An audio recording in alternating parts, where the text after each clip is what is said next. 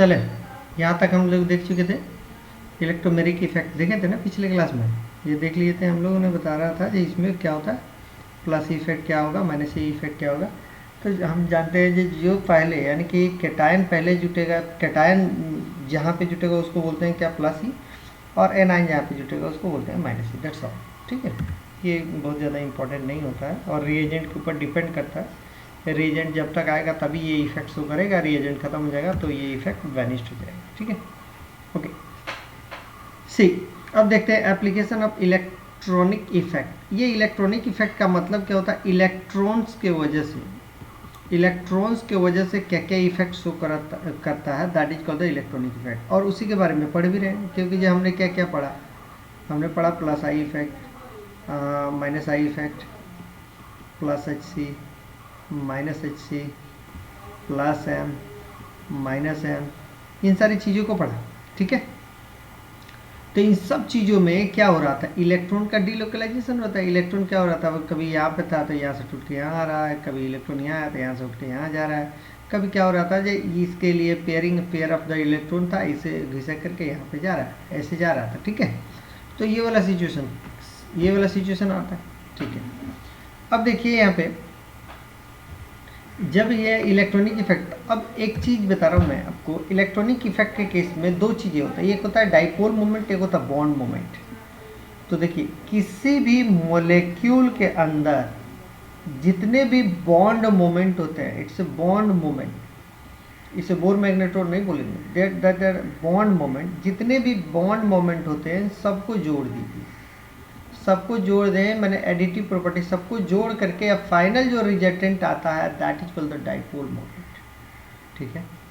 मैंने क्या बताया कि जितने भी बॉन्ड मोमेंट है किसी भी मॉलिक्यूल का, सारे मॉलिक्यूल का बॉन्ड मोमेंट को जोड़ देंगे और फाइनल जो रिजल्टेंट आएगा that is called the dipole moment of the molecule, right.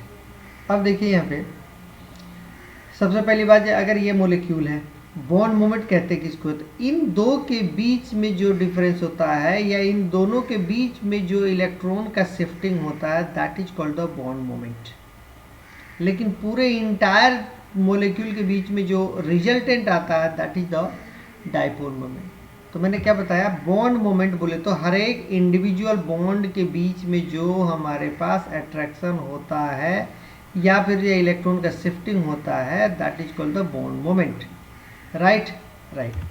अब एक चीज़ देखिए, ये यहाँ पे डबल बॉन्ड है और यहाँ पे CH3 है, ये प्लस आई इफेक्ट शो करेगा, ये भी प्लस आई इफेक्ट शो करेगा।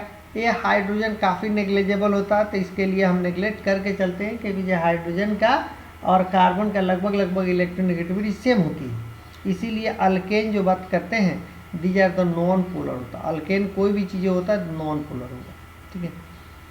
अब यहाँ से ये आएगा, यहाँ से आएगा, तो आप देख सकते हैं दोनों एक दूसरे के लिए मतलब कि कुछ एंगल पे आ रहा है, कुछ एंगल पे आ रहा है, तो फाइनल रिजल्टेंट क्या हो जाएगा, नीचे में। That's why mu is not equal to zero. Mu zero कब होता, जब ये एक यहाँ से आता और एक यहाँ से जाता, दोनों एक दूसरे का अपोजिट होता, तो म्यू इक्वल टू जीरो होता, ठीक है, नंबर 1। नंबर 2, डाइपोल मोमेंट के केस में अब इलेक्ट्रॉन इधर से इधर मूव कर, इलेक्ट्रॉन इधर से इधर, तो जिधर मूव करता है इलेक्ट्रॉन वो माइनस होता है, यानी कि इलेक्ट्रॉन डेंसिटी बढ़ा इधर, और जिधर से जा यानी कि ये वाला तो इधर जा रहा है इलेक्ट्रॉन, तो जिधर से जाएगा वो प्लस में जाएगा और जिस साइड में पहुंचेगा वो माइनस में होगा। तो हमेशा म्यू का डायरेक्शन ऐसे ही होता है, हमेशा कहाँ से, प्लस टू माइनस की तरफ मूव करता है। जैसे कि ये देखिए ए और बी के बीच में बात करें तो डेल्टा माइनस और डेल्टा प्लस, सॉरी मैंने क्या लिखा, डेल्टा प्लस और डेल्टा माइनस, और ये इलेक्ट्रॉन का शिफ्टिंग इस तरीके का, ठीक है।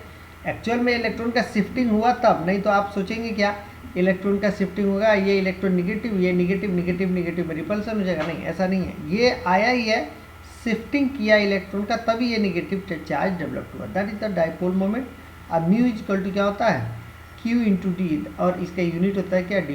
Q होता है चार्ज और D द डिस्टेंस, इन दोनों के बीच का डिस्टेंस क्या है, चार्ज क्या है।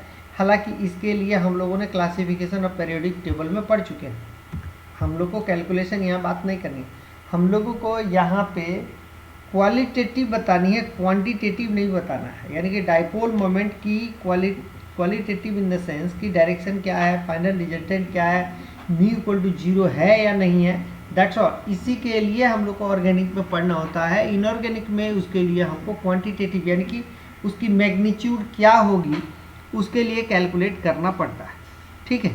तो यहाँ पे हमको कैलकुलेशन नहीं करना है, हमको सिर्फ बताना है म्यू का वैल्यू क्या होगा। जैसे कि these are called the cis, ये सिस है क्योंकि CH3 ऊपर में, हाइड्रोजन नीचे में, दीज आर द सिस।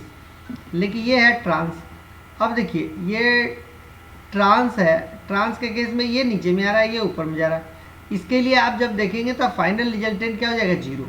अब क्वेश्चन ये बनता है ये कैसे समझे, तो ये देखो आप मैथमेटिक्स के स्टूडेंट, ये तोड़ दीजिए, इसको तोड़ दीजिए, आप इसको भी तोड़ दो।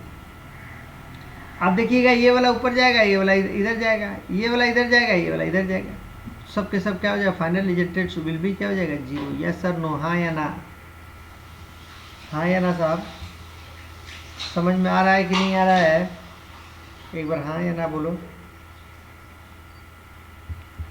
ओके, तो म्यू इक्वल टू 0। हम लोगों ने एप्लीकेशन देख रहे हैं किसका, इलेक्ट्रॉनिक इफेक्ट का एप्लीकेशन। नेक्स्ट ये देखिए बेंजीन लिखा हुआ है और क्लोरीन यहाँ पे, क्लोरीन यहाँ पे, ये क्लोरीन खींचेगा, these are the more electronic, ये भी खींचेगा, यानी कि 2। फाइनल रिजल्टेंट ये हुआ। उसके बाद से वन सेकेंड यहाँ पे ये हुआ, ये वाला मेटा पोजिशन पे है और यहाँ पे है ऑर्थो पोजिशन पे। तो यहाँ पे क्या लिखा हुआ है, ये ऊपर में खींचेगा, ये नीचे में खींचेगा, तो फाइनल रिजल्टेंट विल बी 0। इस केस में यहाँ पे क्या लिखा हुआ है, मेटा पोजिशन पे, तो ये इधर खींचेगा, ये इधर खींचेगा, क्या इसका रिजल्टेंट 0 होगा, नहीं। इसका रिजल्टेंट 0 होगा, नहीं। ये तो लगभग लगभग, ये देखिए ना, लगभग लगभग ये सबसे ज़्यादा, यानी कि म्यू का वैल्यू इसमें सबसे ज़्यादा, म्यू का वैल्यू थोड़ा सा इसमें कम, और म्यू का वैल्यू इसमें बिल्कुल 0 के बराबर। हाँ बिल्कुल,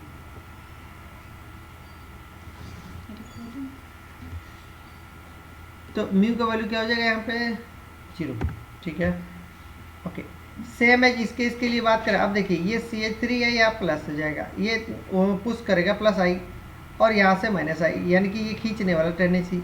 ये वन सेकेंड, ये देखिए प्लस आई, ये क्या करेगा, माइनस आई, ये क्या करेगा, प्लस आई, और ये क्या करेगा, माइनस आई, यानी कि ये दोनों सिमिलर डायरेक्शन में, यानी कि दोनों ऐड हो जाएगा। ऊपर से आ रहा है पुश करने वाला है, और ये इधर से खींच भी रहा है, दोनों ऐड हो जाएगा, यानी कि म्यू का वैल्यू सबसे ज़्यादा है, उससे सबसे कम, ठीक है।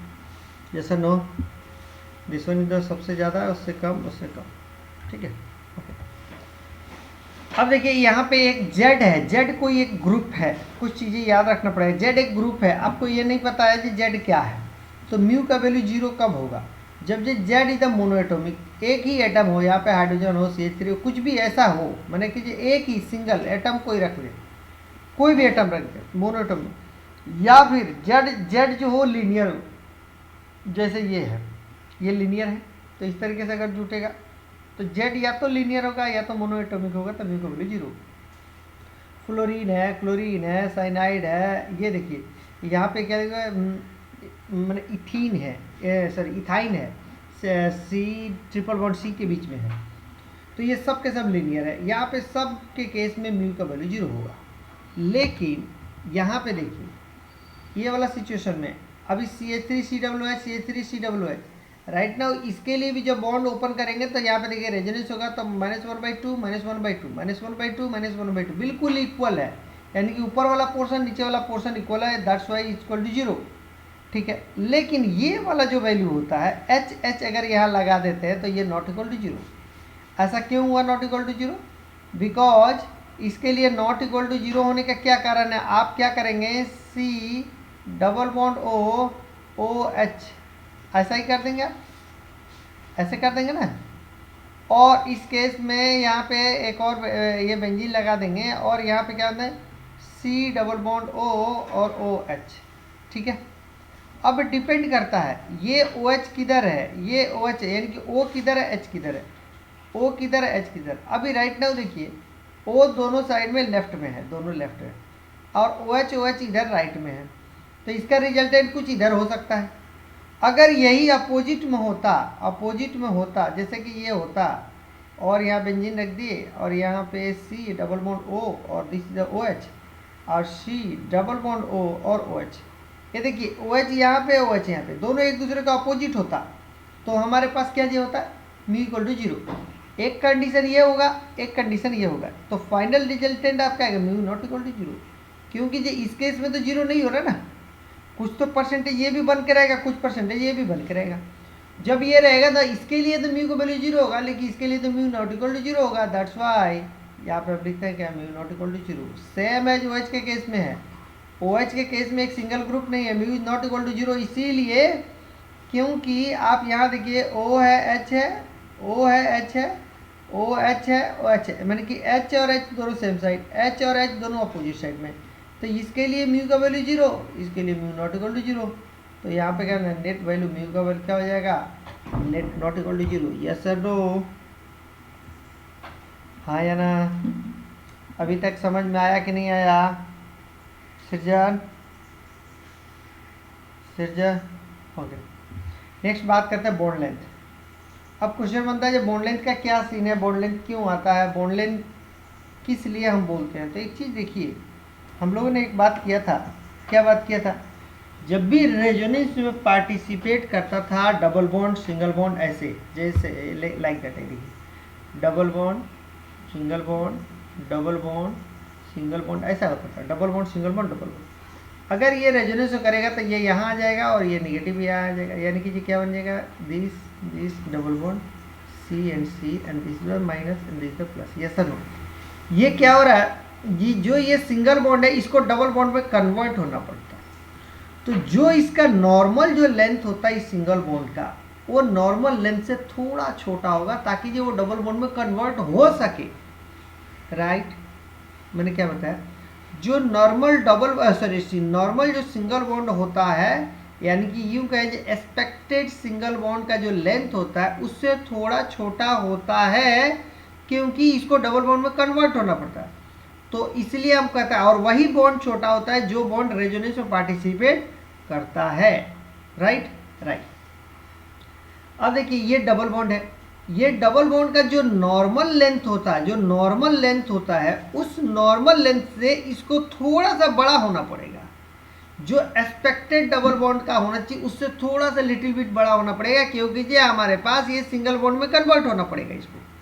यानी कि हम जानते हैं सिंगल बॉन्ड का लेंथ सबसे ज़्यादा, डबल बॉन्ड का लेंथ उससे कम, और ट्रिपल बॉन्ड का लेंथ सबसे कम। यानी कि ये इस डबल बॉन्ड को सिंगल बॉन्ड में कन्वर्ट होना पड़ता है, तो जो इसके एक्चुअल जो लेंथ होता है उससे थोड़ा सा बड़ा होता है ताकि जो आसानी से वो कन्वर्ट हो सके सिंगल बॉन्ड में। और सिंगल बॉन्ड का जो लेंथ होता है वो थोड़ा सा छोटा होता है ताकि आसानी से वो कन्वर्ट हो सके डबल बॉन्ड में।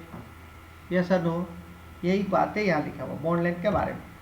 देखिए single bond taking part in resonance, अगर रेजोनेंस में पार्टिसिपेट करता है, is shorter than the expected, जो चाहिए उसको, जो ओरिजिनली या इनकी नॉर्मली जो लेंथ चाहिए सिंगल बॉन्ड का उससे थोड़ा छोटा होता है, बिकॉज सिंगल बॉन्ड को डबल बॉन्ड में कन्वर्ट करना पड़ता है। पहला पॉइंट।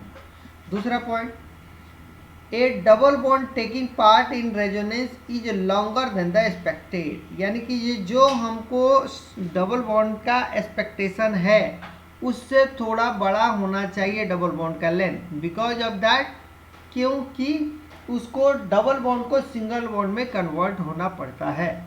ठीक है। सिमिलरली हाइपर कॉन्जुगेशन का केस देख लीजिए, a single bond taking part in hyper conjugation is shorter than expected, A double bond taking part in hyper conjugation is longer than expected. अब देखिए क्या होता है यहाँ पे, जैसे कि ये देखिए CH3 और यहाँ पे आप आ जाइए, ऐसा कुछ था। और मैं मान लेता हूँ किसी भी जगह पे एक डबल बॉन्ड ये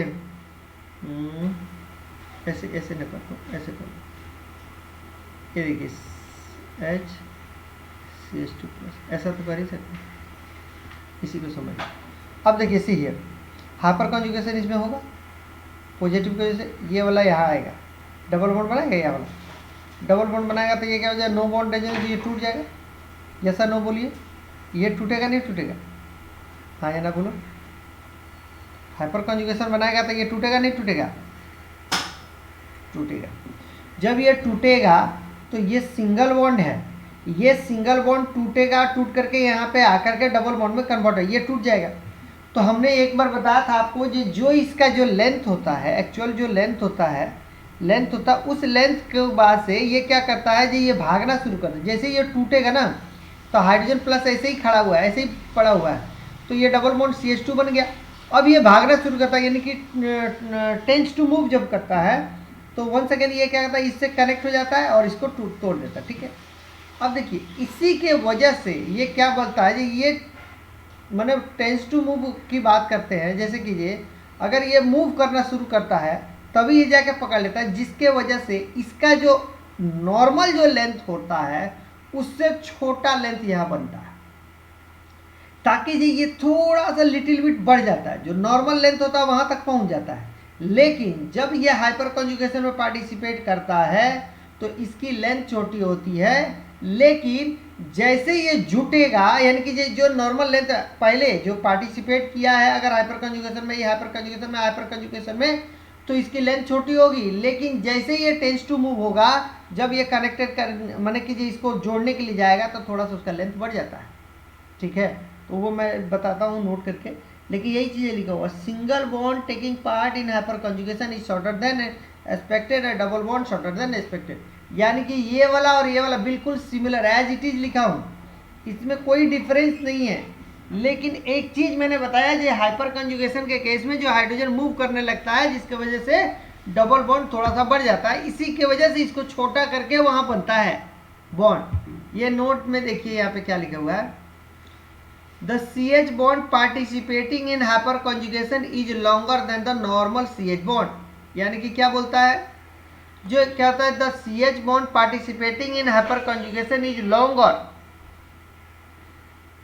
देन नॉर्मल CH बॉन्ड। यानी कि ये कार्बन और हाइड्रोजन के बीच में, किधर के भाई, यहाँ पे बात करें, थोड़ा कंट्राडिक्शन नहीं होना चाहिए आप लोग को, मैंने ये कंफ्यूजन नहीं हो।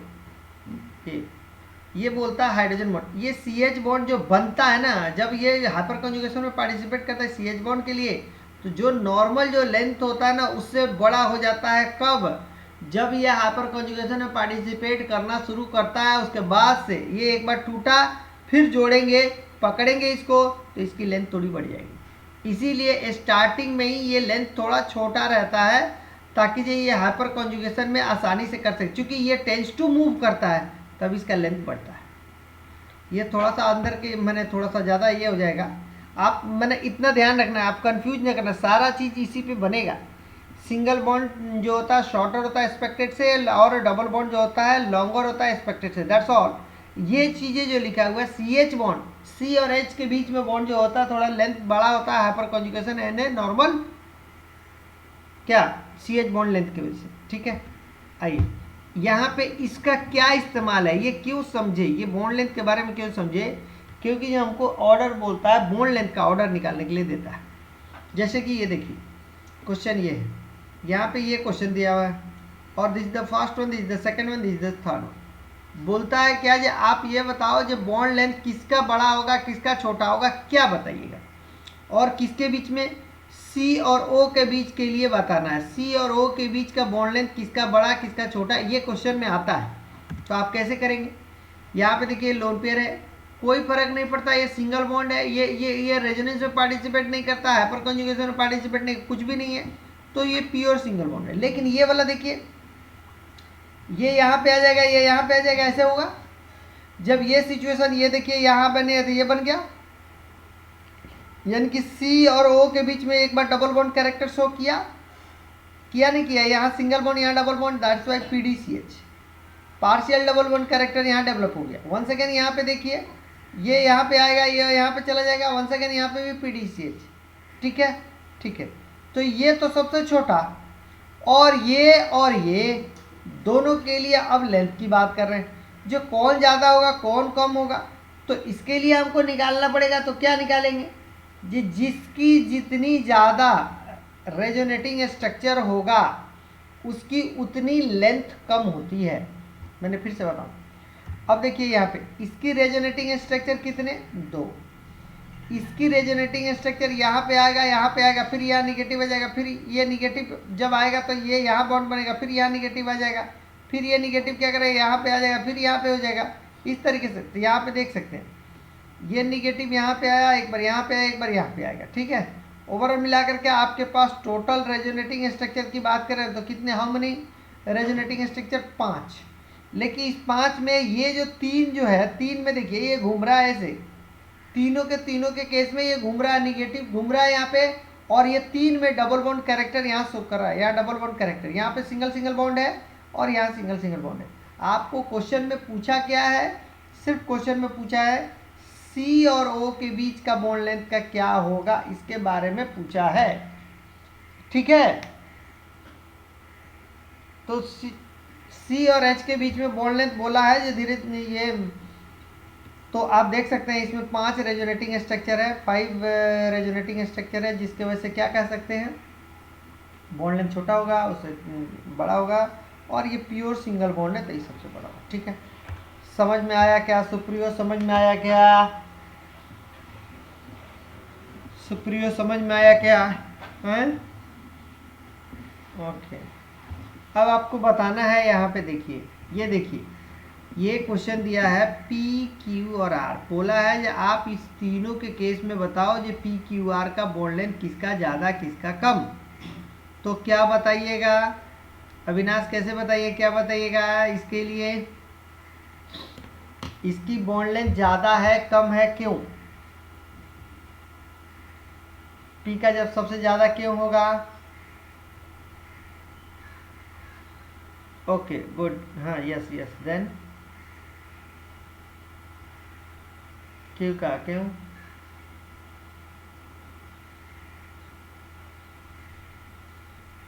दो ही मिलेंगे, हाँ। और रेजोनेटिंग स्ट्रक्चर किससे रेजोनेंस करेगा ये, इसका रेजोनेंस कहाँ से कैसे कैसे होगा?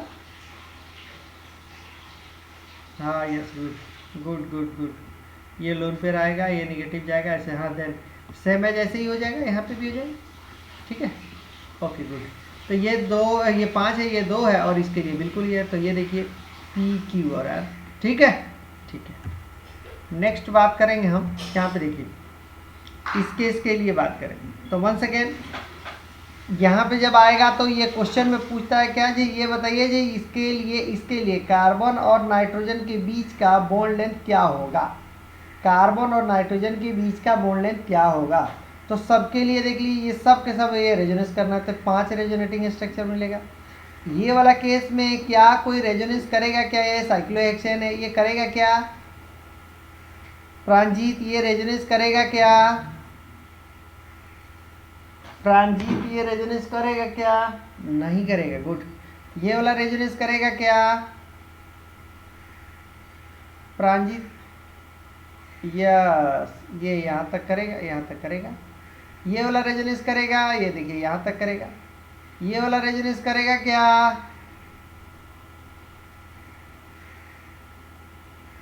रेजोनेंस करेगा क्या, गुरु पानी में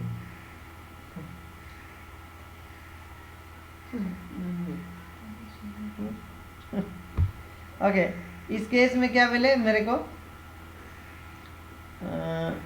हाँ सिंगल बॉन्ड है तो इसमें तो ऐसे ही प्योर हो जाएगा। तो अब यहाँ देखते हैं, देखिए बॉन्ड लेंथ अगर CN के बारे में बात करें कार्बन और नाइट्रोजन के बीच में, तो यहाँ तो PDCH डेवलप होगा, ये प्योर डबल बॉन्ड है। तो प्योर जब डबल बॉन्ड है इसका मतलब क्या होगा, कुछ गड़बड़ लिख दीजिए नहीं, हाँ प्योर डबल बॉन्ड है तो इसका सबसे कम होगा, ये देखिए सबसे कम। उसके बाद से आप रेजोनेटिंग स्ट्रक्चर इसमें 5 है तो 5 है तो यहाँ पे आ गया। उसके बाद से इसमें कितना 3 है तो इसमें यहाँ आ गया। उसके बाद से इसमें 2 है तो यहाँ आ गया, और ये सिंगल है तो प्योर है तो सबसे बॉन्ड लेंथ सबसे ज़्यादा हो जाएगा, yes sir no. Next case में 4th नंबर में सेम है, जैसे ही ये रेजोनेंस में पार्टिसिपेट नहीं करेगा ये करेगा, हाँ बोलिए किस में, इस केस में नहीं नहीं नहीं, कौन सा 1 2 3 4 5 किस में है, 5th में। आप बताइए रेजोनेंस करने का क्या कंडीशन है, double bond single bond lone pair ऐसा हो सकता तभी तो रेजोनेंस करेगा ना। ये तो लोन पेयर यहाँ पे है, फिर सिंगल बॉन्ड है, सिंगल बॉन्ड है, सिंगल बॉन्ड है, कहीं से नहीं कर रहा ना। हाँ ओके, इस केस में बताइए, इस केस में रेजोनेंस नहीं करेगा, इस केस में रेजोनेंस करेगा बिकॉज ऑफ दैट कि देखिए देखिए सुप्रियो, ये देखिए double bond, single bond, lone pair, ये यहाँ पे आएगा, ये यहाँ पे आएगा, यहाँ पे भी रेजोनेंस करेगा। अब देखिए इस केस में आप बताओ जी, इस केस में करेगा या नहीं करेगा सुप्रियो? उस केस में रेजोनेंस होगा या नहीं होगा? होगा तो क्यों होगा, नहीं होगा तो क्यों नहीं होगा? नहीं होगा, क्यों नहीं होगा? कंजुगेशन में नहीं, यस गुड। इस केस में क्या होगा, इस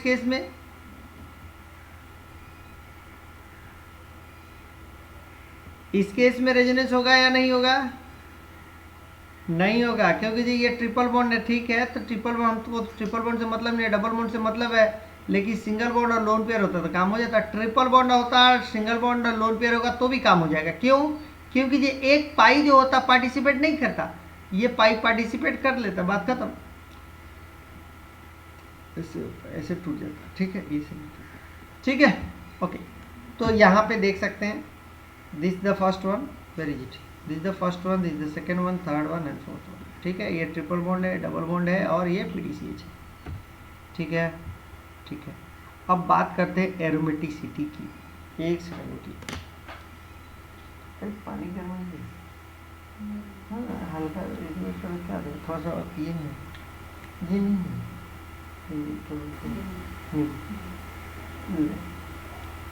ठीक है, हल्का के लिए थोड़ा सा क्लीन होता है।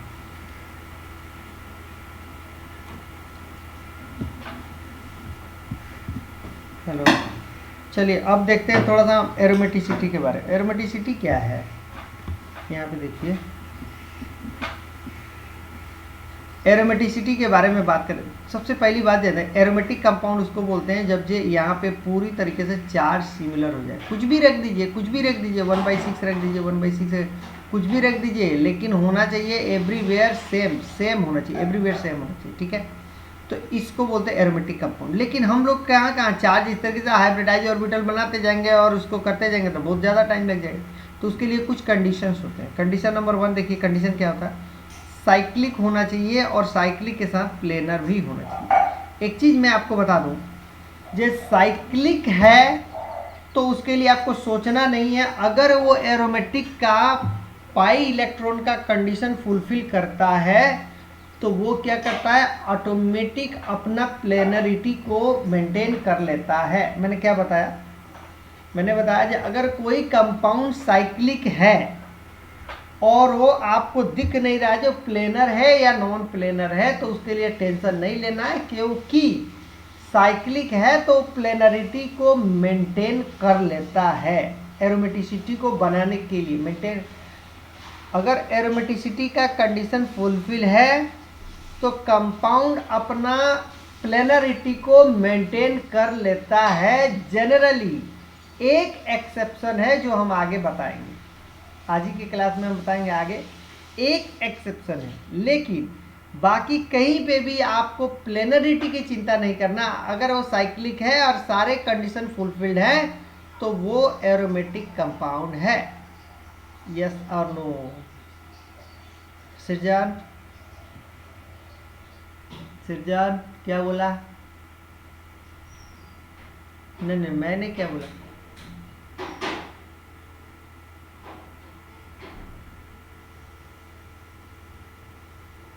गुड गुड, एक एक्सेप्शन कुछ। Each member of the ring must be either sp2 और sp, this is the second condition with close conjugation. ये देखिए क्लोज कंजुगेशन का मतलब है, मतलब क्या हुआ, जो हमेशा कंजुगेटेड सिस्टम में ही होना चाहिए और sp2 या sp हो, sp2 और sp, यानी कि ये या तो इसके लिए sp2 का पूरा कॉम्बिनेशन हो सके, sp का कॉम्बिनेशन हो सके, या sp और sp2 दोनों का कॉम्बिनेशन भी हो सकता है। लेकिन sp3 अगर होता है that is the non planar, यानी कि जो नॉट एरोमेटिक है वो नॉन प्लेनर नहीं, नॉन प्लेनर भी होगा और एरोमेटिक नहीं होगा, वो एरोमेटिक का कंडीशन नहीं होगा।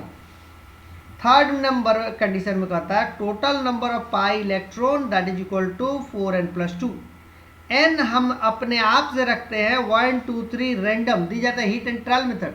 जैसे सपोज दैट 10 इलेक्ट्रॉन और 10 पाई इलेक्ट्रॉन आपके पास गिवन है, तो आप क्या करेंगे 4n + 2 पे इसको देखेंगे क्या सेटिस्फाई कर रहा है, तो कहेंगे जो 4n × 1 + 2 and that is equal to 6। नहीं, ये नहीं हुआ, तो 4 × 2 + 2 and that is equal to 10। यानी कि जब हमने n का वैल्यू को 1 रखा एक बार नहीं हुआ, 2 रखा तब हुआ, कंडीशन सेटिस्फाई। तो हमको रखना है 0 से लेकर के अप टू कहाँ तक रखने हैं, लेकिन जो कंडीशन हम रखे पाई इलेक्ट्रॉन की कंडीशन सेटिस्फाई करता है तो हम कह लेंगे ये these are the aromatic compound, that's all. ठीक है। दूसरी नंबर, यहां पे जब बात लिख दिया गया है जो साइक्लिक, इसका मतलब साफ पता चलता है जो ओपन चेन में एरोमेटिसिटी नहीं होती है। तीसरी बात, अगर हमारे पास कोई भी ऐसी साइक्लिक कंपाउंड देता है और इसके बाहर में ये चेन लगा हुआ है तो इससे हमको कोई मतलब नहीं है। हमको इसे चेक करने के लिए मुझे सिर्फ और सिर्फ इसकी एरोमेटिसिटी को चेक करना होता है। अगर ये चेक करने में हम काबिल हो गए जो एरोमेटिक है या नॉन एरोमेटिक है, तो पूरे कंपाउंड के बारे में हम कह सकते हैं these are the aromatic compound. Yes और नो? हाँ या ना सर?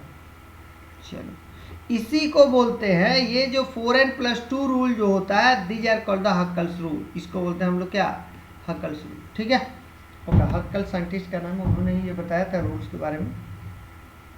वेल, देखिए यहाँ लिख दिया, an open chain compound can never be aromatic, वो एरोमेटिक नहीं है।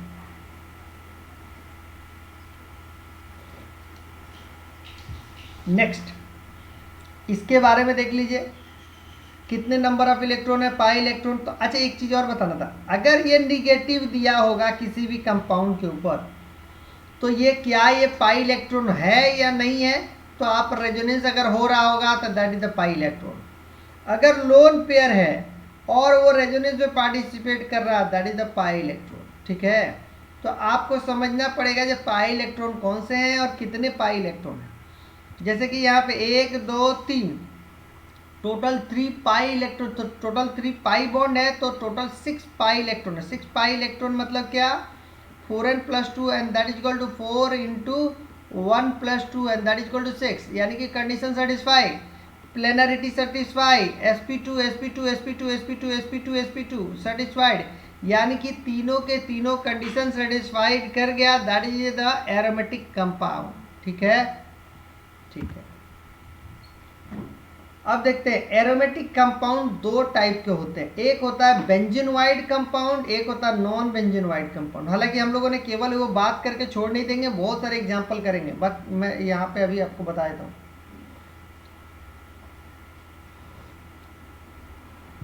एक होता है बेंजीनोइड, एक होता है नॉन बेंजीनोइड। बेंजीनोइड उसको बोलते हैं कि एटलीस्ट, एक्ट 1 नहीं लिख रहे भाई, यहाँ पे लिख लीजिए एटलीस्ट, यहाँ पे at least 1 benzene ring is present, एक बेंजीन रिंग एटलीस्ट प्रेजेंट होना चाहिए, that is called the benzenoid compound. ठीक है। नॉन बेंजीनोइड कंपाउंड उसको बोलते हैं कि विदाउट बेंजीन रिंग, जिसमें रिंग विदा मतलब बेंजीन रिंग प्रेजेंट नहीं होता है, उसको बोलते हैं नॉन बेंजीनोइड। जैसे कि ये देखिए 2 बेंजीन लगे हैं, that is called naphthalene, anthracene, phenanthrene. ठीक है, तो इस तरीके से आपको ये बेंजीनोइड कंपाउंड होते हैं। नॉन बेंजीनोइड कंपाउंड के केस में ये मिलता है, इसको क्या बोलते हैं, आप एक बार नाम बता दो इसके लिए, तो जो मैं सर्कल किया हूं उसके लिए नाम क्या होता है,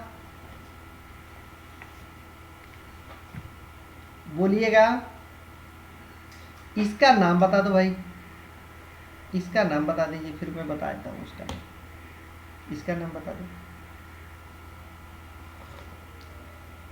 अच्छा ये सोचना है कोई किससे पूछे सर, किससे तो पता ही नहीं चला। चले फैसल आप ही बताइए इसका नाम क्या होगा।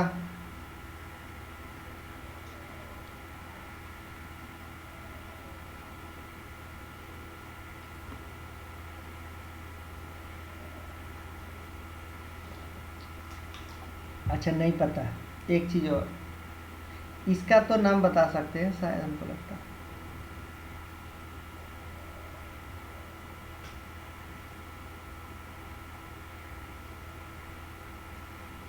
इसका नाम बताओ।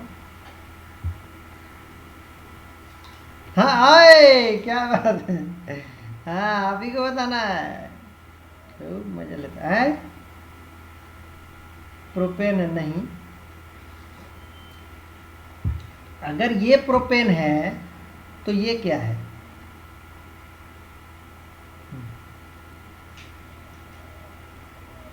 तो ये डुप्लीकेट प्रोपेन कौन है, ओरिजिनल कौन है? दोनों ही प्रोपेन। नीचे वाला ओरिजिनल नीचे वाला ओरिजिनल है और ऊपर वाला डुप्लीकेट है। आए, ये क्या नाम है, प्राणजीत, दोस्त को हेल्प कीजिए और बता दीजिए। यह एब्सोल्युटली करेक्ट। यहाँ पे साइक्लिक है ना, साइक्लो लग जाएगा। ये किधर गए, साइक्लो लग जाता है, cyclopropane.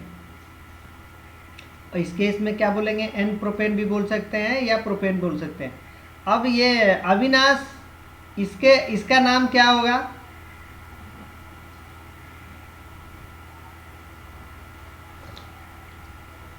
Absolutely correct, cyclopropene. Okay सृजन, अब इसका नाम क्या होगा?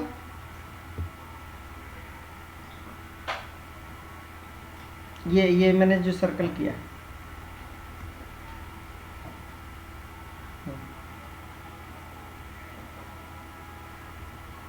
नहीं, आप ये बता दो। CH3, ये इसका नाम क्या होगा? ये वाला साइक्लो प्रोपाइल, नहीं प्रोपाइल क्यों बोला आपने? ओके, लेकिन आपने प्रोपाइल मिथाइल कब होता है? जब मीथेन से METHAN, मीथेन है, ANE है, तब वहां पे YL लगता है। E को हटाते हैं, मैंने मिथाइल YL लगता है ना, मिथ YL लगता है ना। अब इस केस में जब करेंगे तो साइक्लोप्रोपिनाइल। देखिए एक्चुअल में क्या मैंने बताना चाहता था, यहाँ पे ये देखिए, ये वाला जब प्लस चार्ज है ना, इसका मतलब यहाँ से एक इलेक्ट्रॉन भागा है, यानी कि भागा है, इसका मतलब कि जो इस तरीके से पड़ा हुआ है, तो इसी को लिखते हैं साइक्लोप्रोपीएनवाईएल। ये देखिए ENE था ना, इस E को हटा के YL लगा देते हैं, ठीक है। तो यहाँ पे क्या लिखेंगे, अगर इसका नाम लिखना होगा तो आप लिखना पड़ेगा क्या, साइक्लोप्रोपीनाइल, हाँ, कैटायन, ठीक है। इसके लिए बात करें तो क्या लिखेंगे, साइक्लो ब्यूटिनाइल डाई कैटायन, ठीक है। यस और नो, यस और नो। किधर गया सृजन, आप ही से बोल रहा है। ओके ओके ओके, इसके लिए अब बात करें एरोमेटिक कंडीशन के लिए, तो एरोमेटिक कंडीशन में 3 कंडीशन बताया था। अभी ये फैसल, 3 कंडीशन कौन कौन थे? एरोमेटिसिटी के लिए 3 कंडीशन बताया, तो कौन कौन से थे?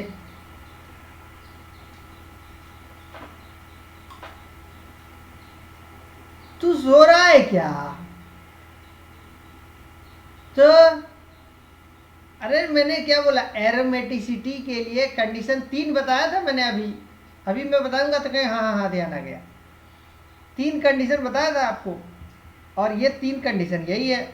पहला हमने बताया जब प्लेनर को आपको ध्यान नहीं देना, इसलिए कि एक ही एक्सेप्शन है, यानी कि साइक्लिक होना चाहिए, sp2 या sp होना चाहिए, और 4n+2 रूल को फॉलो करना चाहिए, दैट्स ऑल। प्लेनरिटी, ये एरोमेटिसिटी के लिए ये 3 ही कंडीशन हमारे लिए चेक करना है, ठीक है। आप ही को बताना है, मैं दूसरे से नहीं पूछ रहा हूँ, फैसल आप ही को बताना है ये एरोमेटिक है। अभी बताइए,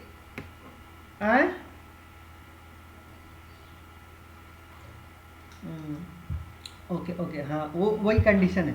आप ये बताइए, इसके लिए बताइएगा कि ये क्या होगा, एरोमेटिक है या एरोमेटिक का कंडीशन फुलफिल कर रहा है या नहीं कर रहा है। मैंने बाकी चीज तो अभी बताया नहीं, पहले ये बता एरोमेटिक का कंडीशन फुलफिल कर रहा है या नहीं कर रहा है।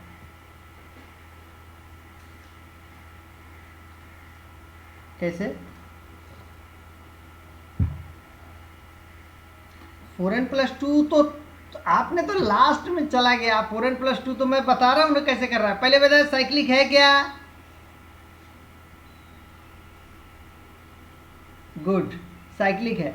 आप बताइए जो sp और sp2 है क्या इसमें, या तो sp होना चाहिए या तो sp2 होना चाहिए या दोनों के कॉम्बिनेशन होना चाहिए, sp3 नहीं होना चाहिए। हाँ गुड, sp2 है, sp3 नहीं है, कहां पे है। तू कई घंटा सोया रात में, 3 घंटा, 4 घंटा है। जो तुम्हारा दिमाग जो है अभी थोड़ा सा हैंग किया है, अभी सोने का मांगता है दिमाग।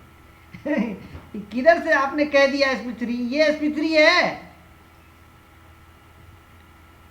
sp3 नहीं है ना, कार्बोकेटाइन वहां पे केटाइन है ना, प्लस पॉइंट है ना। मैंने बताऊं क्या यहाँ पे देखिए, तो यहाँ पे देखिए, ये देखिए मैंने एक बना रहा हूं, ये कार्बन ये कार्बन ये कार्बन, ऐसा बना दूं, यहाँ डबल बॉन्ड बना दूं, यहाँ पे कार्बोकेटाइन बना दूं, ऐसा ही तो बना है ना ये।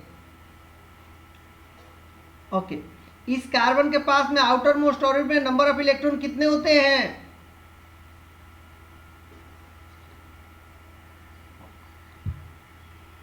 नहीं आपने सब भूल भाल किया क्या।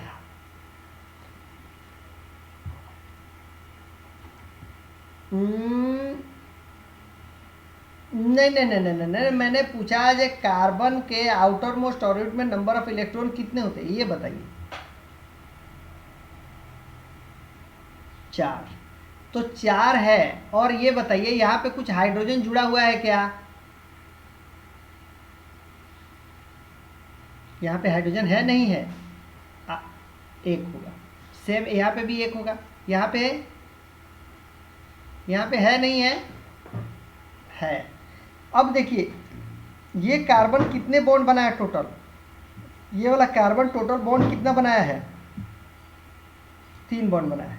और एक 3 बॉन्ड बनाया, इसके पास इलेक्ट्रॉन होता कितना, 1 2 3 4, 4 बॉन्ड में से 3 बॉन्ड तो बना लिया, 3 बॉन्ड बना लिया और एक इलेक्ट्रॉन अपना दे दिया। तो इसके पास टोटल नंबर ऑफ इसके पास टोटल लोन पेयर कोई बचा क्या है, इसके पास एक ही इलेक्ट्रॉन था, वो भी अपना इलेक्ट्रॉन को दे चुका है।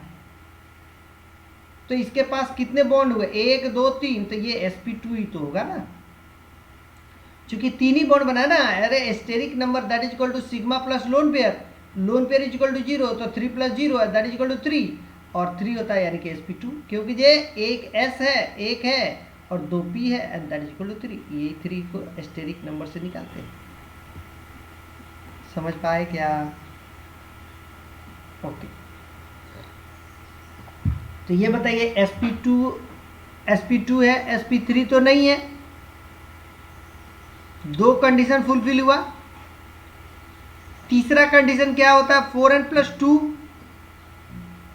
4n+2 में आपने कहा कि कंडीशन सेटिस्फाई नहीं करेगा, फिर से ध्यान दीजिए क्यों नहीं करेगा सेटिस्फाई। आपके पास, आप ये बता दो नंबर ऑफ पाई इलेक्ट्रॉन कितने हैं, how many pi electrons are there in this compound, 2, तो 2 pi electron that is equal to 4n+2। आप बताओ जो n का वैल्यू क्या रखूं कि तो 2 के बराबर हो जाए,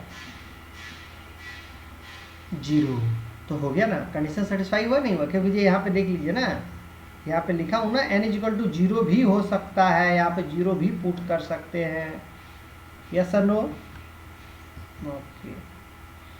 अब सुप्रियो इसके लिए बताइए क्या ये एरोमेटिक है, ये तो लिखा हुआ है लेकिन एरोमेटिक है या नहीं है, कैसे बताएंगे, फटाफट बताइए तीनों कंडीशन। एरोमेटिक है, क्या तीनों कंडीशन फुलफिल है, गुड, हाँ ठीक है, 4n+2 साइक्लिक प्लेनर, प्लेनर का तो बात ही छोड़ दीजिए, मैं तो बताया प्लेनर एक ही एक्सेप्शन है जिसको आपको ध्यान रखना है, जो प्लेनरिटी को लॉस कर देता है, बाकी प्लेनर ही होता है। हाँ बोलिए नेक्स्ट।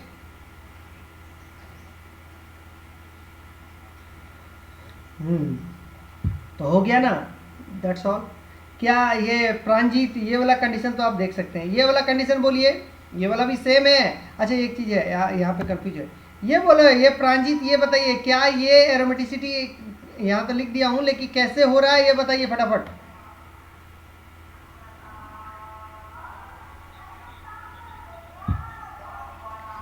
ये जो निगेटिव चार्ज है ये क्या शो करता है, lone pair, yes absolutely correct, ये लोन पेयर शो करता है। ये यहाँ पे जाएगा फिर यहाँ पे आ जाएगा, तो यहाँ माइनस हो जाएगा, यहाँ डबल बॉन्ड आ जाएगा, इस तरीके से करते करते दो निगेटिव अंदर में आ जाएगा, ठीक है, दोनों का दोनों यानी कि निगेटिव आ जाएगा। ये these are the real hybrid बताया, तो ये कंडीशन सेटिस्फाई किया, ये भी आप देख सकते हैं, ये भी सेटिस्फाई कर। हाँ बोलिए।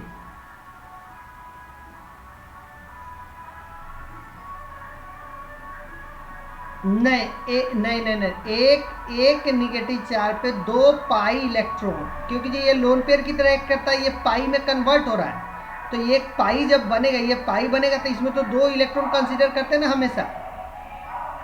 तो जब भी एक निगेटिव चार्ज आएगा, अगर वो रेजोनेंस में पार्टिसिपेट करता है, that is called the pi electron, कितने 2 पाई इलेक्ट्रॉन मानेंगे, क्योंकि ये एक खुद का इसका और एक लेकर के ये दोनों क्या बना लेता है, तो लोन पेयर की तरह एक्ट करना शुरू कर देता है। समझ पाए? ओके सेम है, इसके लिए बता सकते हैं अविनाश, क्या ये वाला होगा कि नहीं होगा? होगा, क्योंकि ये देख लीजिए ये sp2 है ना। ओके इसके लिए बता दीजिए यहाँ पे, ये देखिए यहाँ पे फैसल, यहाँ देखिए ये जो है ना sp3 है, sp3 ये वाला, क्यों sp3 है, क्योंकि यहाँ पे कार्बोकेटाइन नहीं बना है, और यहाँ पे अगर नहीं बना तो हाइड्रोजन होगा, 2 हाइड्रोजन यहाँ पे पड़ा हुआ होगा ये कार्बन के पास में, तो ये sp3 है, दैट्स वाई ये नॉन एरोमेटिक। अभी मैंने एंटी एरोमेटिक का कंडीशन नहीं बताया, नॉन एरोमेटिक का कंडीशन बस इतना जान लीजिए, एरोमेटिक होगा या नॉन एरोमेटिक होगा, अगर ये दोनों में से कुछ भी मिला, सॉरी 2 कंडीशन मिलता है, एरोमेटिक एंटी एरोमेटिक, अगर ये दोनों का कंडीशन फुलफिल नहीं किया तो नॉन एरोमेटिक का कंडीशन हो, यानी कि sp3 हो जाएगा, that is called the non aromatic.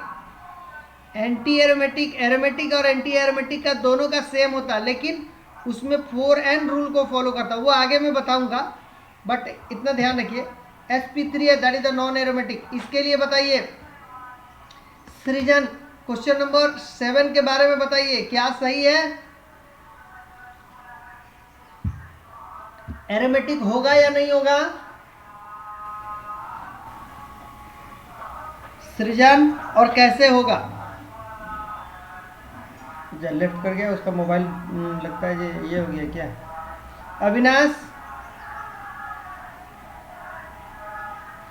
7 number question का 7 नंबर, एरोमेटिक होगा तो कैसे होगा?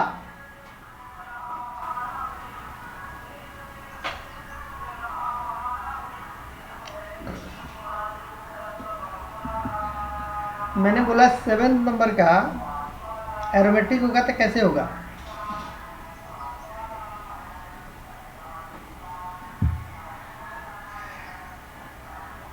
ठीक है, उसके बाद और कंडीशन, और sp2 sp3 नहीं चेक करेंगे। ओके बोरोन के पास outermost orbital number of electron कितने होते हैं? 3। जब 3 होते हैं तो 3 बॉन्ड बना लिए, 1 2 3 बना लिया था, sp2 हो गया। यस सर नो, सही है, सब लोग समझ गए? ओके इसके लिए अगर मैं अविनाश इसका नाम पूछूं आपसे, इस पूरे कंपाउंड का नाम क्या है, तो what is the answer of it?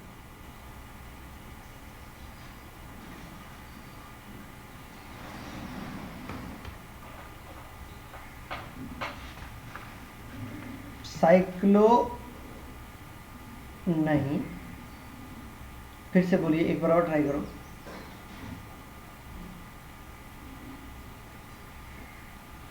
नहीं होगा।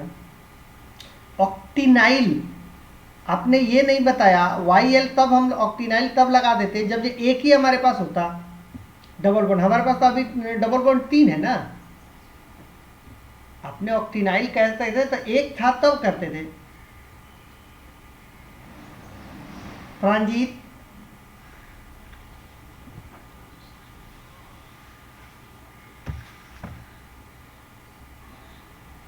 एब्सोल्युटली, हालांकि 3 वहां नहीं लिखते हैं, ट्राई लिखेंगे। Yes, good. इसी के लिए आपको लिखना चाहिए ना, क्योंकि जो मेंशन करना पड़ेगा ना, तो क्या लिखेंगे, साइक्लो ऑक्टा, ए लिखा मैंने क्योंकि जो 1 2 3 है, तो octa tri ENYL ynyl di cation, एकदम बिल्कुल जैसे नाम लिखा जैसे है वैसे लिख दीजिए। उस तरीके से इसको भी लिख देंगे, cyclo octa tri ynyl di enyne, यहाँ पे लिख दीजिए। माइनस माइनस है तो एनाइन हो जाएगा, ये भी एरोमेटिक होगा। फैसल ये बताइए how many pi electrons are there, और कौन कौन पाई इलेक्ट्रॉन है क्वेश्चन नंबर 9 में। नो,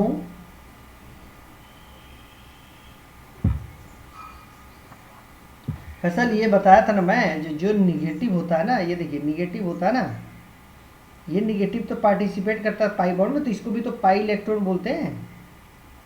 दिस ऑल्सो, तो 5 हो जाएगा। अच्छा, ये चीज़ें ऐसे नहीं समझना रहे फैसल जी सर हम ही को ज़्यादा ट्रेल करते हैं ऐसे उसे, नहीं, ये चीज़ें कोई कुछ समझने ये करने वाला बात नहीं है, माइंड नहीं करना है। चलो, ये एक्चुअल में मैं आपको थोड़ा ज़्यादा ये करता हूँ क्योंकि जब मैं 11th क्लास में आपको पढ़ाया नहीं, तो शायद हमको लगता है जी शायद हैं। ओके, ये देखिएगा, ये माइनस माइनस आ गया, तो इस तरीके से करने के बाद रिजल्ट एरोमेटिक, ठीक है। ओके, अब देखिए कुछ होता है heterocyclic compound, heterocyclic aromatic compound, heterocyclic उसको बोलते हैं, और एक होता है होमोसाइक्लिक, एक होता है हेट्रोसाइक्लिक। हेट्रोसाइक्लिक उसको बोलते हैं जिसमें पूरे साइक्लिक जो होता है ना, उसमें सब के सब क्या होते हैं, सॉरी, एटलीस्ट 1 डिफरेंट एटम होना चाहिए कार्बन से, यानी कि अदर देन कार्बन एक, कम से कम एक होना चाहिए उस साइक्लिक कंपाउंड में, कम से कम साइकिल में एक ऐसा होना चाहिए, एलिमेंट होना चाहिए जो कि ये कार्बन नहीं होना चाहिए, यानी कि कोई अदर एलिमेंट होना चाहिए। और होमोसाइक्लिक उसको बोलते हैं जो वैसे साइक्लिक जिसमें सब के सब मेंबर जो होते हैं वो कार्बन एटम का होता है, कार्बन का मेंबर होना चाहिए, ठीक है। और उसकी डेफिशिएंसी जानते ही है, उसकी वैलेंसी को कंप्लीट करने के लिए हाइड्रोजन से कंप्लीट करते थे। लेकिन अगर सब के सब, जैसे बेंजीन है तो 6 के 6 कार्बन हुआ, साइक्लोपेंटेन है सब के सब 5 के 5 कार्बन हो गया। अब मानते हैं हेप्टेन की बात करें, नोनेन की बात करें, ऑक्टेन की बात करें, सब के सब कार्बन है, दैट्स वाई होमोसाइक्लिक। लेकिन हेट्रोसाइक्लिक इसका मतलब क्या हुआ, एटलीस्ट 1 अदर देन कार्बन होना चाहिए, that is called the heterocyclic compound, ठीक है। ओके, इसके लिए देखिए इसको बोलते हैं पिरिडीन। पिरिडीन के केस में क्या ये लोन पेयर रेजोनेंस में पार्टिसिपेट करेगा, सुप्रियो?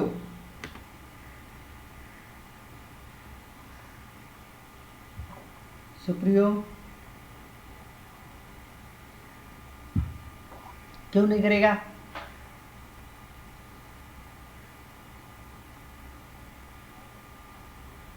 कैसे?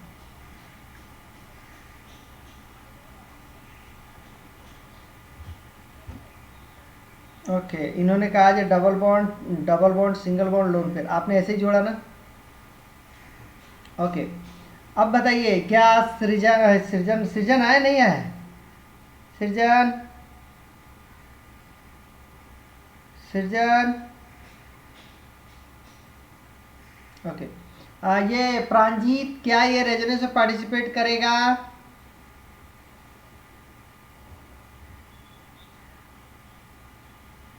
ओके, वो माने कंजुगेशन में है, इसको करना चाहिए, आपका कहना यही है ना? ओके, और किधर गया अविनाश?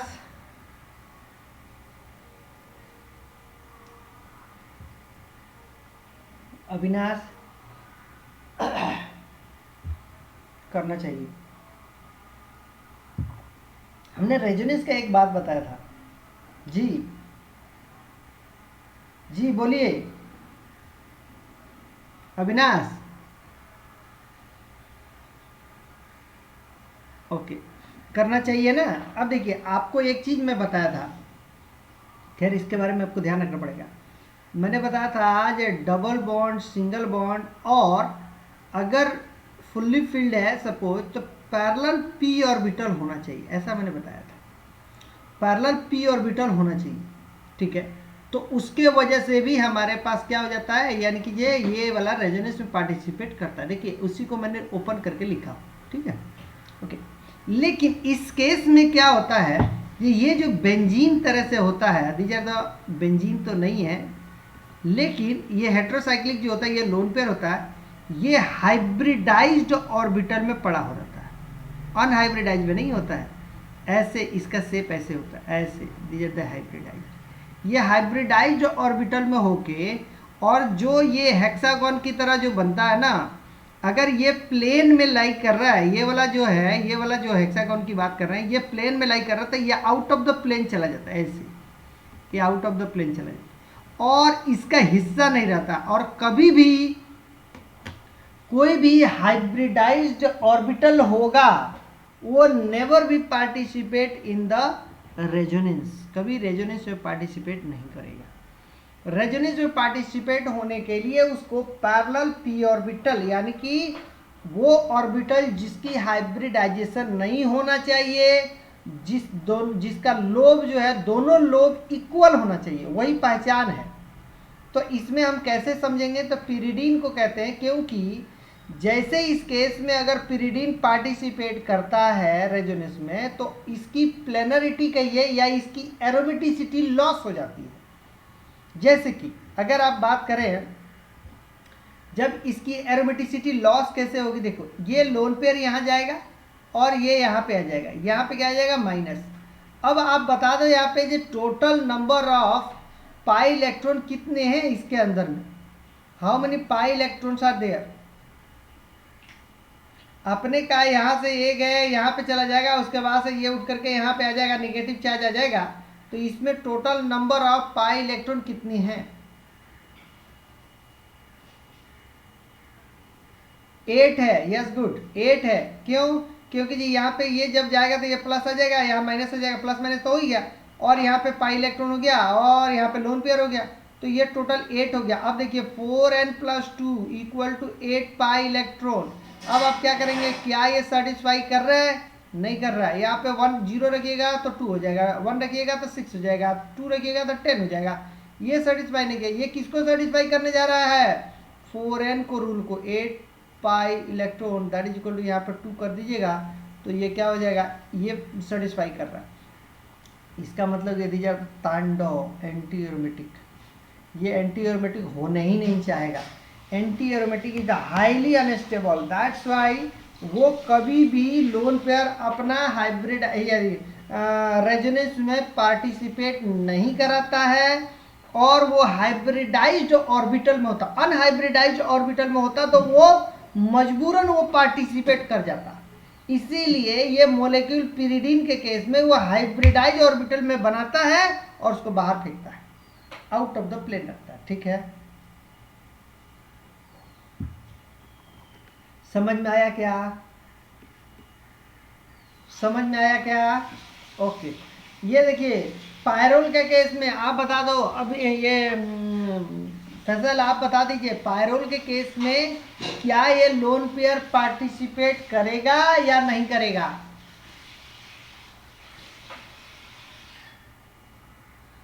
पायरोल के केस में लोन पेयर पार्टिसिपेट करेगा रेजोनेंस में या नहीं करेगा।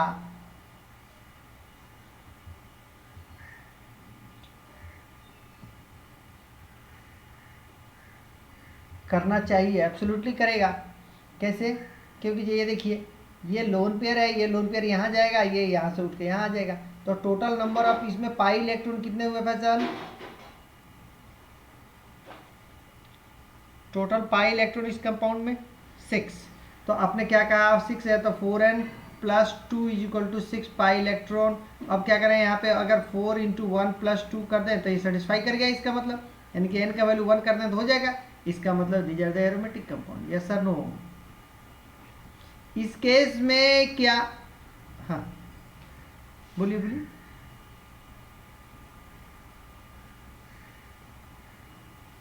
नहीं है, नहीं है, अनहाइब्रिडाइज में तभी ये पार्टिसिपेट करेगा भी, अगर हाइब्रिडाइज ऑर्बिटल में होता तो पार्टिसिपेट नहीं करता।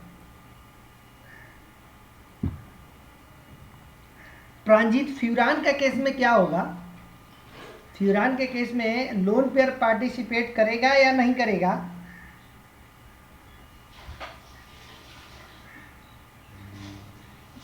Yes, 6 pi electron. क्या दोनों पाई इलेक्ट्रॉन पार्टिसिपेट करेगा कि एक करेगा?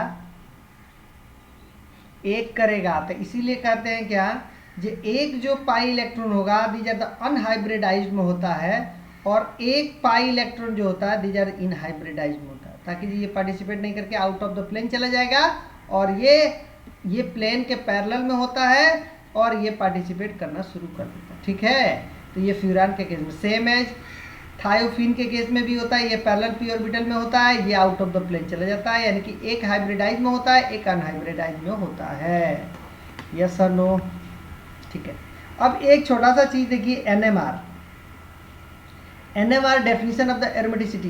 पहले ये होता क्या था, ये शुरू में बहुत ज़्यादा कंट्रोवर्सी होता था, ये एरोमेटिक है या नॉन एरोमेटिक है, प्लेनरिटी है नहीं है, sp2 है नहीं है, ये सारी चीज़ें को चेक करने के लिए। तो उस समय एक साइंटिस्ट ने डेवलप किया, हालांकि उस साइंटिस्ट के बारे में हमको नहीं पता, लेकिन एनएमआर वो डेफिनेशन में NMR definition of the aromaticity. NMR कहते किसको हैं, तो न्यूक्लियर मैग्नेटिक रेजोनेंस स्पेक्ट्रोस्कोपी।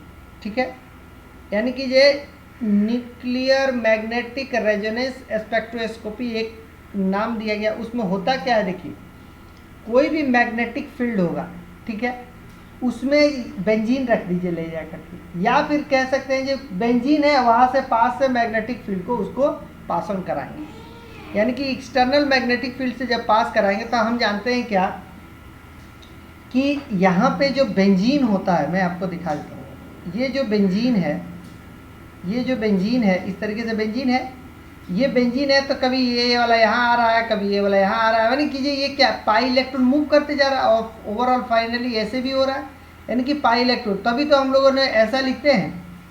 तो ये इलेक्ट्रॉन का मूवमेंट होता है बेंजीन के अंदर, ठीक है, और जब उसी से जब मूव करता था, आपने मैग्नेटिक फील्ड को लाया तो ये पास ऑन होगा, यहाँ से ये पास करेगा, यहाँ से ये पास करेगा, मैग्नेटिक फील्ड यहाँ से पास करेगा इसके अंदर से, ई से। तो जब जानते हैं कि किसी भी चार्ज के अराउंड में किसी भी चार्ज होगा, उसके आसपास में अगर मैग्नेटिक फील्ड क्रिएट हो रहा है, इसका मतलब कि जो उसमें एक इलेक्ट्रिसिटी जनरेट हो जाता है। ये आप जानते हैं, मैग्नेटिज्म आप चैप्टर पढ़ते होंगे तो शायद आपको पता होगा उसमें। यस सर नो बोलो। तो उसमें हाँ या ना समझ में आता है, वो पता है कि नहीं पता आप लोग को? हाँ, तो उसमें मैग्नेटिक फील्ड जब उसे जनरेट करता है तो क्या होता है, जब चार्ज का ये होता है तो उसमें क्या होता है, एक करंट प्रोड्यूस हो जाता है, उसी को बोलते हैं। और वो जो करंट होता है इस रिंग से ही लिया गया था, बेंजीन रिंग से ही, तो इसी को नाम दिया गया इंड्यूस्ड रिंग करंट। इसमें एक रिंग में एक करंट जनरेट होता है, तो इस तरीके से करंट जनरेट होना शुरू हो जाता है, ठीक है, हो जाता है। और ये बोला एक्सटर्नल मैग्नेटिक फील्ड पास करते हैं इस बेंजीन से, ठीक है।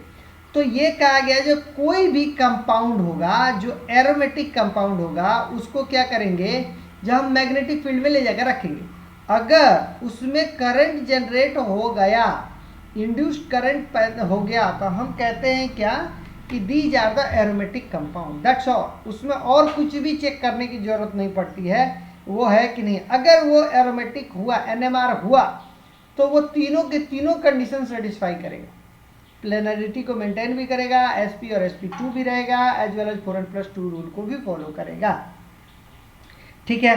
तो इस केस के लिए प्रैक्टिकल है, जब भी ऐसा होता है तो आपको कॉलेज वाले में जाएंगे, बोलेंगे these are compound is aromatic और नॉट, तो वो तुरंत देख करके, और वो एनएमआर एक लैब होता है इसका, उसमें लेकर जाएगा और रख देगा कंपाउंड को, देखेगा जी इसमें करंट जनरेट हो गया, बोलेगा जी यस दीज आर द क्या बोलेंगे, एरोमेटिक कंपाउंड, ठीक है, ओके। तो उस तरीके से एनएमआर का डेफिनेशन जनरेट हुआ, जिससे जो हमारे पास अगर करंट ये होगा, उसके अंदर में करंट जनरेट हो जाएगा, तो हम कहेंगे these are the aromatic compound, number 1। Number 2, ये जो मैं बेंजीन लिखा हूँ, इसका मतलब ये समझ पा रहे हैं आप लोग, ये 3 डायमेंशनल बेंजीन है। ये देखो ऐसे लिखा हूँ ना, ये लिखा हूँ ना मैं, ऐसे लिखा हूँ मैं, ये 3 डायमेंशनल बेंजीन है। सो आप लोग थोड़ा समझने का कोशिश कीजिएगा। ये जो ब्रॉडेड पोर्शन है, ये ब्रॉडेड जो पोर्शन है वो कहाँ पे है, ये टोकरी नहीं बना दिया मैं, आप ये ना समझ लें, ये बेंजीन है। आपके पास जो आप कॉपी पे, जिस कॉपी पे आप लिखते हैं वो कॉपी अभी क्या है, हॉरिजॉन्टल है। उस कॉपी को जब वर्टिकल पे रखेंगे और उस कॉपी को वर्टिकल रखेंगे तो चार के चारों पेज दिखाई देगा। समझ पा रहे हैं मैं क्या बोलना चाहता हूँ? सी हियर, मैं देखिए मैं क्या बोल रहा हूँ। अगर आपके कॉपी है, कॉपी का इस तरीके से आप देख रहे हैं तो ये चारों का यानी कि ये पोर्शन दिख रहा है। कब? जब फ्रंट व्यू से देख रहे हैं, ऊपर से देख रहे हैं। लेकिन जब आप यहाँ से देख रहे हैं, इस पॉइंट से देख रहे हैं, इस एंड से देख रहे हैं, क्या ये वाला दिखाई देगा आपको? ये वाला दिखाई देगा? बोलो। है नहीं देगा। उसी तरीके से बेंजीन के बारे में बात कर रहे हैं। ये ब्रॉडेड एरिया, ये वाला आपको दिखाई दे रहा है, ये वाला पीछे में है, हॉरिजॉन्टल में है, आपके ठीक आंख के सामने पड़ा हुआ है। आंख के सामने आप ला करके कॉपी को रखिए तो आप देखिएगा क्या, जो उसका पिछला एंड नहीं दिखाई देगा आपको, सिर्फ और सिर्फ फ्रंट वाला दिखाई देगा, एक लाइन दिखाई दे देगा केवल। हाँ या ना? मैं कुछ चमत्कार वाला बात नहीं बोल रहा हूँ ना। ओके, तो इसलिए इसीलिए वो बेंजीन को जो बनाया गया ना, वो 3D बनाया गया। वो मैं बोर्ड के प्लेन में नहीं बनाया हूँ, बोर्ड के प्लेन में नहीं है वो समझिए जो बोर्ड के 90 डिग्री पे, जो बोर्ड है ना उसका 90 डिग्री के पे है वो। ठीक है, तो यही चीज़ें डेफिनेशन में दिखे गया था। The ring which sustain and induce ring current when kept in the external magnetic field is known as the resonating aromatic ring। क्या बोला मैंने? कोई भी रिंग होगा, उस रिंग को रेजोनेटिंग यानी कि एक्सटर्नल मैग्नेटिक फील्ड के अंदर रख देंगे। अगर उसमें करंट इंड्यूस हो गया तो आप कहिएगा this ring is the aromatic ring, yes और नो। तो इतना ही डेफिनेशन है। एक्चुअल में कुछ एरोमेटिक कंपाउंड है जिसकी कंट्रोवर्सी हुई थी, तो इस पे ये आया था, मैं बताऊंगा उसमें। जो एक इसका एग्जांपल भी है, जो ये देखिए, ये NMR देता है, लेकिन कुछ बुक्स बोलता है कि जो नहीं, ये एरोमेटिक कंपाउंड नहीं है। और क्यों नहीं है उसका रीजन बताया था, तो उसके लिए हम बात करेंगे आगे चल करके। NMR पे एक के आपको एग्जाम्पल दिखाऊंगा। खैर, एंटी एरोमेटिसिटी के बारे में देख ले। एंटी एरोमेटिसिटी क्या कहता है? कितना बज गया भाई? 8:20 हो गया। मैं कंटिन्यू कर दूं? हालांकि एंटी एरोमेटिसिटी ज़्यादा भी नहीं है और बहुत ज़्यादा नहीं है। कंटिन्यू कर दूं कि ऑफ करूं? अभी 8:20 हो रहा है।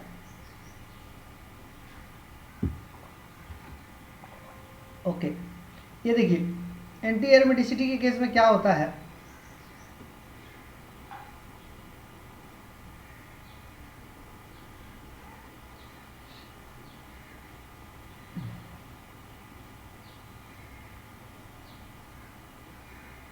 अच्छा, आज हम लोग का कोई नॉर्मल क्लास नहीं था ना, कल है ना? ओके, एंटी एरोमेटिसिटी के केस में देखिए कंडीशन है साइक्लिक होना चाहिए, प्लेनर भी होना चाहिए। तो प्लेनर के लिए चिंता नहीं करना, साइक्लिक होना ही चाहिए। और sp2 होना चाहिए या sp होना चाहिए। sp2 और sp, ईच मेंबर sp2 और sp की बात करें।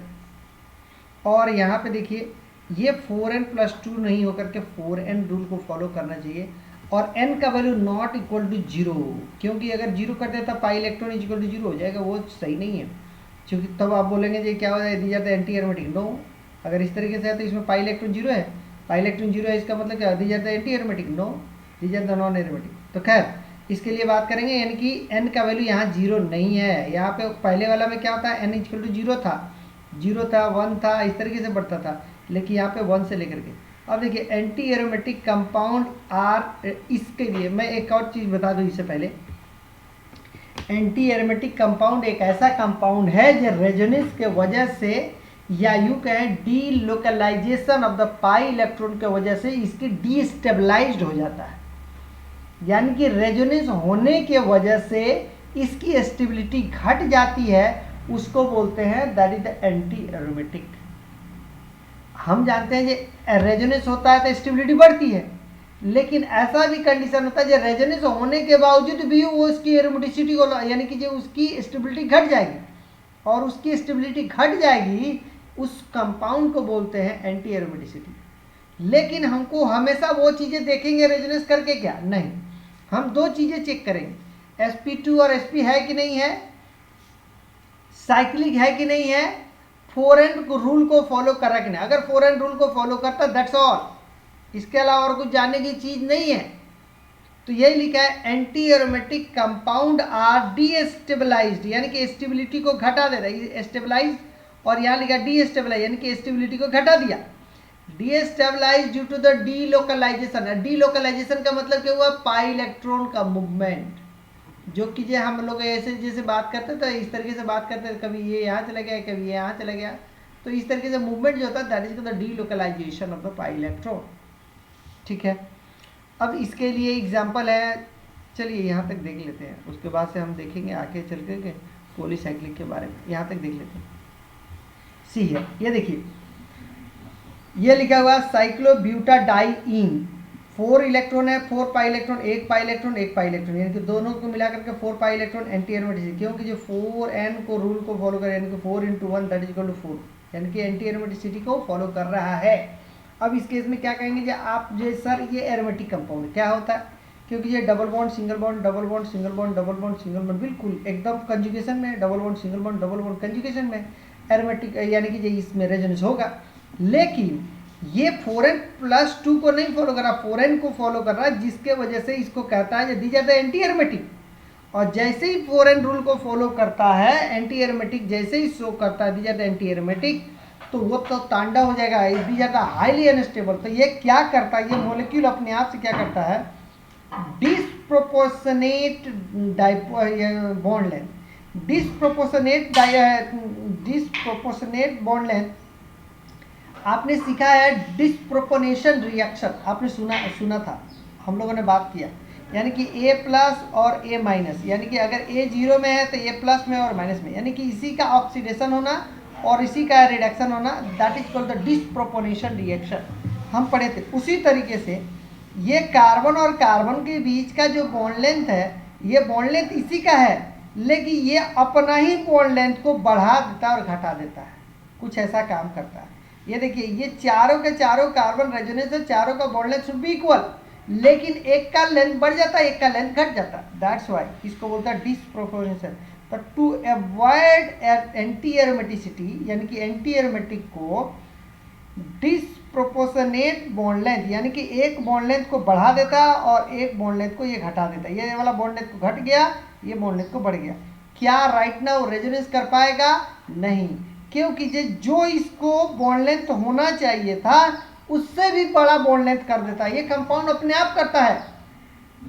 पहली बात बता दूं, कंपाउंड हमेशा एक ही चीज को ध्यान में रखता है, जो हमको एंटी एरोमेटिसिटी को नहीं करना है, हमको नॉन एरोमेटिक होगा तो चलेगा, एंटी एरोमेटिसिटी नहीं चाहिए, तो उसके लिए मॉलिक्यूल कुछ भी कर सकता है। तो ये मॉलिक्यूल अपने आप को क्या करता है, डिस्प्रोपोर्शनेट बढ़ा देता है, ये लेंथ को घट जाता है, जिसके लिए ये अब यहाँ शिफ्ट नहीं हो सकता है, क्योंकि ये लेंथ काफ़ी छोटा है, ये लेंथ काफ़ी बड़ा।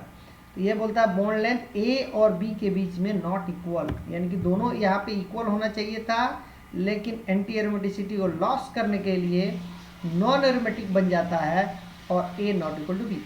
ये पहला एग्जाम्पल। दूसरा एग्जाम्पल देखिए, अब ये इसी के लिए दो फॉर्म में एग्जिस्ट करता है।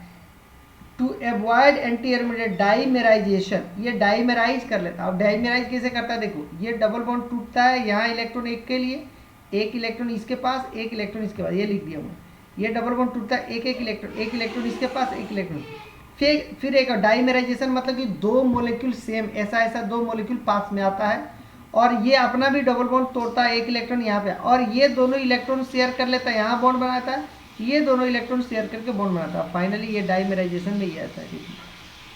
देखिए ये वाला तो इसका अपना था, ये वाला बॉक्स अपना है, ये वाला बॉक्स इसका अपना है, और यहाँ से एक बॉन्ड बना है, यहाँ से एक बॉन्ड बना, दैट इज आवर डाइमेराइजेशन।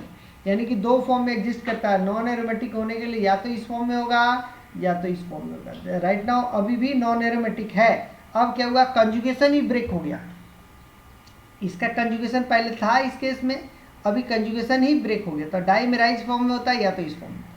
अब ये वाला काफ़ी इंपॉर्टेंट है, ये बार कई बार पूछा भी है क्वेश्चन में, साइक्लोऑक्टाटेट्राईन।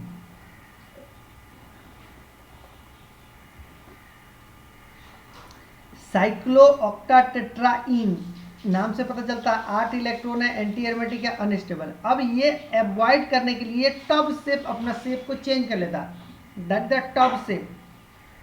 इसके लिए हमको बहुत ज़्यादा रिसर्च करने की ज़रूरत नहीं है, ये अपना शेप को बदल देता है और जो अभी रेजोनेंस करने के काबिल था वो रेजोनेंस करने का अब काबिल नहीं रहता है, सबका अलग अलग लेंथ हो जाता है। तो ये इसी तरीके अभी भी double bond single bond double bond single bond double bond single bond double bond single bond अभी भी कंजुगेटेड सिस्टम में है, लेकिन ये टब से बना लेता है, उन दोनों का लेंथ इतना वेरी कर जाता है, यानी कि जिसके वजह से वो आसानी से डबल बॉन्ड सिंगल बॉन्ड में कन्वर्ट नहीं हो पाता है।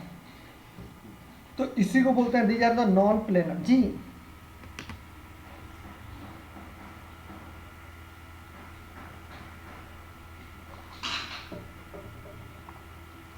फिर से क्या बोले, फिर से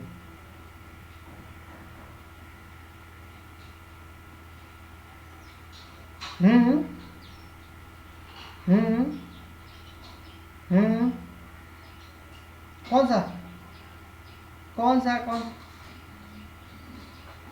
नहीं, कौन सा ना है, क्यों आपने किस बेसिस पे कह दिया जी ये नॉन प्लेनर है?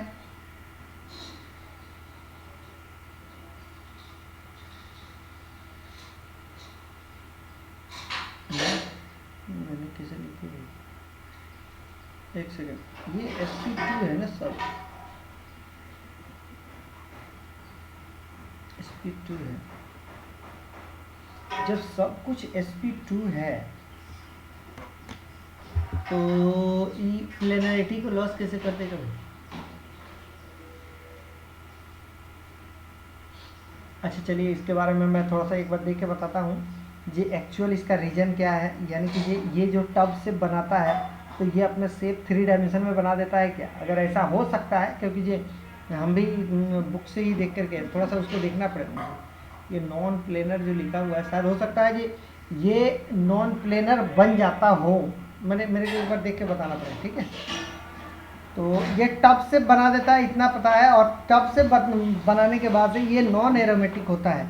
लेकिन इसके लिए अगर बात कर रहा है ये नॉन एरोमेटिक होने के बाद प्लेनरिटी को लॉस करना, मैं तो समझता है ये रेजोनेंस नहीं करता है, जिसकी वजह से क्या होता है ये एंटी एरोमेटिक होता है। जिस ये वाला केस होता है ना वैसे ही केस ये भी हो जाता है, लेकिन ऐसा नहीं है। चले इसको थोड़ा सा हम ध्यान रखेंगे, ये नॉन प्लेनर होता है। मैं थोड़ा देख के कल बताऊँगा। हाँ चले अब देखिए इस केस में हमने क्या बताया था, जब कोई भी रिंग होता है ना उस रिंग के अंदर में बात करते हैं, ये रिंग है ना, और इसी रिंग के अंदर के लिए बात करते हैं दीज आर द एरोमेटिक और एंटी एरोमेटिक। तो हमको यहाँ से जब पता चलता है तो हम नहीं बता सकते ये एंटी एरोमेटिक है कि एरोमेटिक। अगर अभी बताइए अगर इस तरीके से बात करते तो क्या बोलेंगे जी, एक मैंने 2 पाई इलेक्ट्रॉन है, सिर्फ 2 पाई इलेक्ट्रॉन, 4n+2 हो जाएगा, n का वैल्यू 0 रखेंगे तो 2 हो जाएगा। आप ये कह देंगे, आप ऐसा कह देंगे, लेकिन आपके पास क्या हो जाएगा यहाँ पे वेरी जेट। हाँ अगर ये 2 इलेक्ट्रॉन हो गया तो आप कह देंगे पाई बॉन्ड। लेकिन एक चीज़ ध्यान रखना हमेशा, x डबल बॉन्ड y ये है ना, तो ये -m की तरह एक्ट करता है, दीजिए तो -m। और क्या होता है लोन पेयर इसमें होता है तो दीजिए तो प्लस है। ये बातें हम कर चुके हैं पहले भी, ठीक है। अगर ये -m तो हमेशा कभी भी कोई भी कंपाउंड दिया रहेगा आप उसको क्या करेंगे -m ये खींचेगा ग्रुप, यानी कि ये अपने डबल बॉन्ड को इधर खींचेगा, ये डबल बॉन्ड यहाँ शिफ्ट करेगा, ये वाला। अब ये वाला जो सिचुएशन बन जाता है ये वाला, हमेशा आपको ये सिंगल बॉन्ड बनाना है और बना करके तब इसकी एरोमेटिसिटी को देखना है, चेक करना है ये क्या ये एरोमेटिक है या नॉन एरोमेटिक है, पहली बात। दूसरी बात क्वेश्चन में क्या पूछता है ये क्या इसका रोटेशन ये लॉक हो गया है क्या?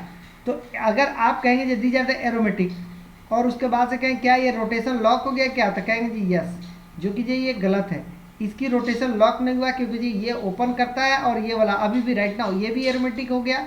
इसको तोड़ने के बाद हमको पता चलता है ये एरोमेटिक है, लेकिन अभी ये यहाँ पे संजोग है यहाँ पे मिल गया, हमको सब कुछ मिल गया तो हम बात कर रहे हैं जो एरोमेटिक है, लेकिन हमको बेसिकली हमको तोड़ना है। वो जब तोड़ेंगे अगर टूटने के बाद भी रेजोनेंस है और बोलता है कि क्या ये रोटेशन लॉक है, तो जब भी पाई बॉन्ड होगा तो लॉक हो जाएगा, सिंगल बॉन्ड होगा तो बोलेंगे जी नहीं ये लॉक नहीं है, यानी कि ये रोटेट करता है, यानी कि ये अपने एक्सिस पे रोटेट करते रहता है, ठीक है।